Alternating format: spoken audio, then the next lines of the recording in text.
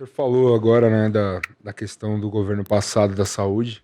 Eu queria saber o seu sentimento durante aqueles 2, 3 anos de terror que nós vivemos com a pandemia e com a gestão absolutamente desumana do ex-presidente da República. Inclusive criminalizando a Anvisa, da qual o senhor foi o primeiro presidente por atrasos com relação à vacina, porque, né, as desculpas todas de que não tinha sido aprovado, tudo mais, enfim. Olha, foi desastroso e foi fruto de uma insensibilidade singular, né, única. O que o Bolsonaro fez, e os ministros do Bolsonaro, veja, o cara do passar a boiada lá, que está hoje deputado federal por São Paulo, o Salles, o ministro da Educação, os vários ministros da Educação, os ministros da Saúde foram vergonhosos, todos eles, inclusive o primeiro, o Mandetta. É mesmo? Eu também achei o Mandetta. O Mandetta estava se preparando para fazer um projeto de medicina liberal para o Brasil, né? Ele deu as primeiras enxadadas que, se continuadas, iriam acabar com a estratégia de saúde da família no Brasil. Criou uma agência para fazer a gestão da estratégia de saúde da família, né? E parou de pagar as equipes incompletas. Esse foi o primeiro movimento. Equipes incompletas eram equipes que tinham agente comunitário, enfermeira e técnico de enfermagem. Não tinha médico, porque faltava médico e ele acabou com mais médicos. O Mais Médicos, quando o Mandetta acabou, tinha 15 mil médicos cubanos. Cada médico atende 3 mil habitantes. 15 mil vezes 3 mil, quanto dá? 45 milhões. 45 milhões. É muita gente.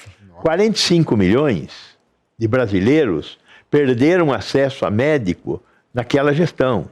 Então, Mandetta, às vezes a gente se encontra por aí nos congressos, porque ele é chamado meio como um herói daquele momento, porque ele prestava contas, fazia isso mesmo, né?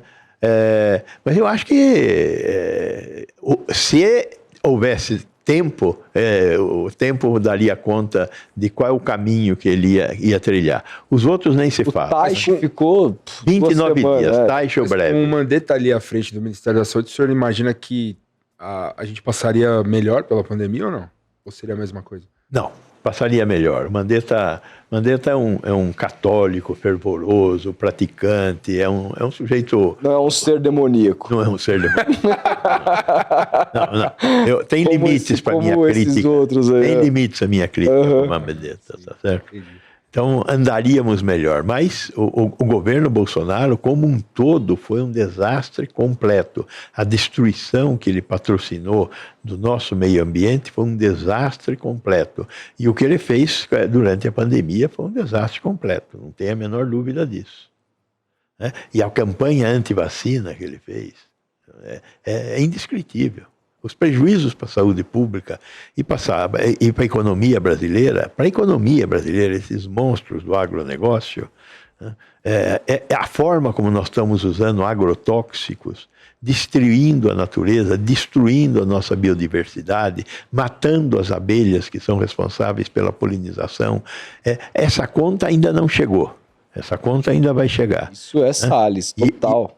E o que aconteceu nas fronteiras do Pantanal e da floresta amazônica e do Cerrado, em relação ao que ainda existe com as populações que vivem nessas regiões, os quilombolas, os povos originários, os ribeirinhos. Esse povo está bebendo essa água contaminada por agrotóxico, está bebendo essa água contaminada por mercúrio. Tudo isso enquanto tem preço. Isso, o Ricardo Salles já foi pego comprando frutas mercados orgânicos, exatamente. Ele não é trouxa. Para vocês e para mim, coisa orgânica para mim. Nossa, cara, é o fim do planeta. Nossa senhora. Enfim. Sem nenhum escrúpulo.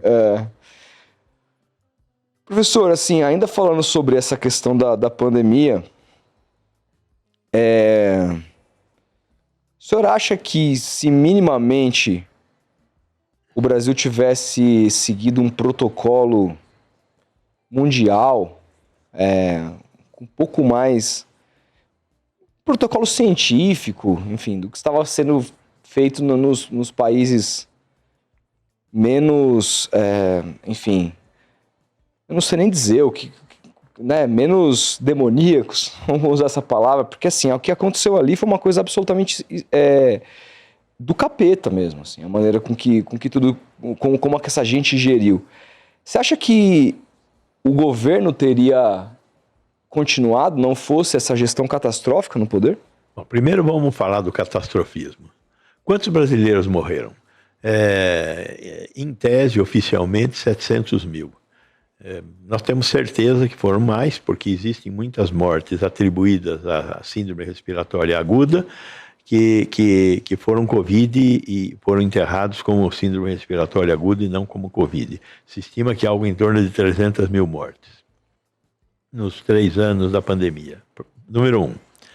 Número 2, quantos chineses morreram? 1 bilhão e 400 milhões de habitantes. 15 mil.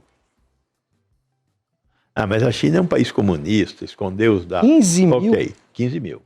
Ok, vamos pôr a China de lado. A Coreia do Sul tem 52 milhões de habitantes. Quantos coreanos morreram? 25 mil. O Brasil tem 200 milhões de habitantes, a Coreia tem 50 milhões.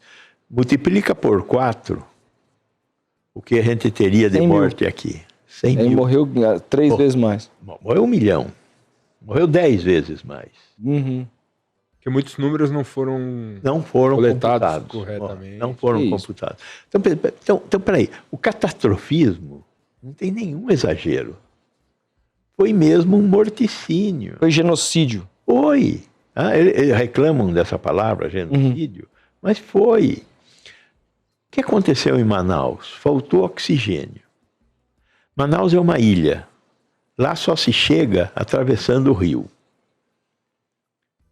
Não tem usina de oxigênio em Manaus. Todo o oxigênio vem de fora. Acabou o oxigênio, não tinha torpedo, não tinha oxigênio. Dava para ter resolvido. O ministro da Saúde era um especialista em logística. General Pazuello. Mas, e não conseguimos levar torpedo de oxigênio para lá? Não conseguimos levar aquelas fabricazinhas de oxigênio, que hoje existem pequenas fábricas de oxigênio, produzem um oxigênio um pouquinho menos concentrado, mas é suficiente para salvar vidas. Podia ter feito isso. Eu, durante a pandemia, participei de um evento, o Banco Itaú doou R$1 bilhão e convidou 7 médicos para fazerem a gestão desse R$1 bilhão. Eu era um dos 7 médicos. Nós mandamos coisa lá para Manaus. Nós conseguimos mandar coisas para Manaus. O Estado brasileiro, com esse idiota do Pazuello, não conseguiram. Tinha fila de gente para enterrar. Fizeram cova comum. Um trator abre uma cova com 50, 60 metros de comprimento, 3 metros de profundidade, e os corpos são jogados lá dentro. Tá nas fotos dos jornais. Então, não dá para conversar sério sobre o que foi o governo Bolsonaro. E eu acho que se ele conseguisse dominar melhor a pandemia, tinha uma chance dele conseguir se eleger, porque ele ficou por 2% dos votos. Isso assusta, né? A certo ponto. Agora, ele foi um assassino e a sociedade não tinha digerido essa capacidade de assassinar. E além de assassino, um cara absolutamente frio com relação ao que estava acontecendo, as falas. Deu risada. Simulou que estava passando mal, lembra? Exatamente, falando que não era coveiro e que não era problema dele.